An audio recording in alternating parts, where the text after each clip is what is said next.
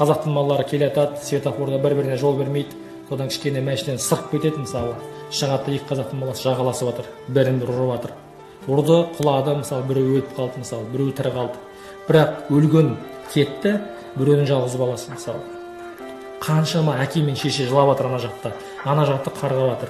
Ал өлтірген бала ол жаңадан ғана үйленген бала, екі бірдей баласы бар. Ана әйелі жесір қалды, тірі жесір. Екі баланы кім қарайды, кім бағады оны ертең? Мына жақтың да ата анасы жылап жатыр, мына жақтың да ата анасы жылап жатыр. Ер азаматтың басында болатын 5 қасиет дедім ғой бағана. Ең бірінші имандылық, екінші ақыл, үшінші сабыр. Ер азаматтарға осы сабыр жетіспейді бізде. Керісінше көшеде машинамен соғылып қалсаң, мысалы кішкене түскеннен кейін барып, бауырым, денсаулығың жақсы ма, бір жерің ауырып қалған жоқ па, скорый шақырайын ба, машинаның ішінде жастар жоқ па, қарттар жоқ па, оларға бір зиян тигізген жоқ па, бауырым қойшы, темір ғой, жасалады ол деп жаңағы бір-біріне бауырын құшақтап жаңағы сөйтіп келісіп, ары қарай бірігіп жасап, машинаны темір ол, бүгін бар ертең жоқ. Ал соғылған кезде өліп қалсаң не болады мысалы?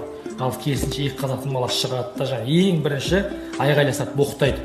Одан кейін братан, кешіңерде менде проблема, Гайға звондашы, Гайда танысың бар ма? Мінекей ең бірінші жүгінетін нәрсе мынау телефон.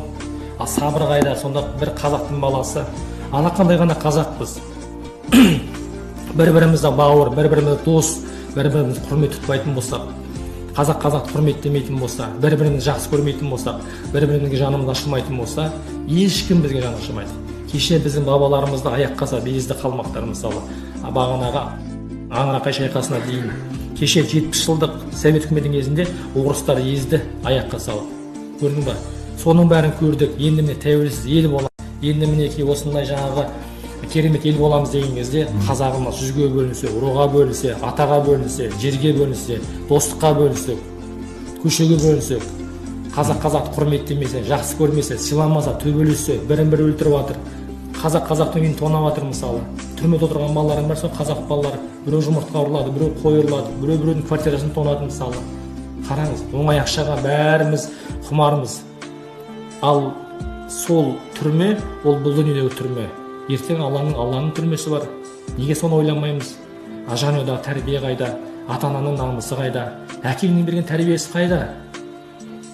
Ертең ең бірінші жылайтын кім? Ата-анаң. Сонда Құдайдан қорықпасаң, білгенін істе дейді. мысалы Құдайдан қорықпайтын адам білгенін істей береді екен. Соның адам баласына Алла тағала ақыл бергеннен кейін біз үнемі сол ақылымызды жақсылыққа пайдалану керек. Ақылмен ойлану керек.